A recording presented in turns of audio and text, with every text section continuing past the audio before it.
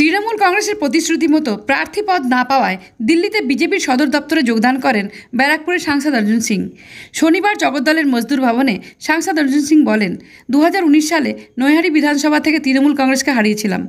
এবারও চ্যালেঞ্জ ছুড়ে তিনি বলেন, বিজেপি যদি আমাকে প্রার্থী করে তাহলে আবারও নৈহাটি বিধানসভার বিধায়ক তথা তৃণমূল প্রার্থী পার্থ ভৌমিককে তার নিজের বিধানসভা থেকে তাকে হারাবেন।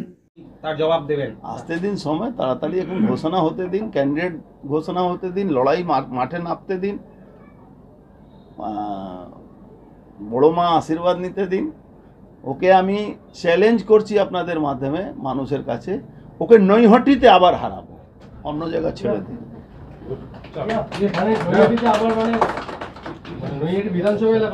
হ্যাঁ, নৈহাটি বিধানসভা 7টা বিধানসভা আছে তো, আগেবারও নৈহাটিতে হারিয়েছিল, আর এবারও যদি পার্টি টিকিট দেয় ওখানে ওকে হারাবো।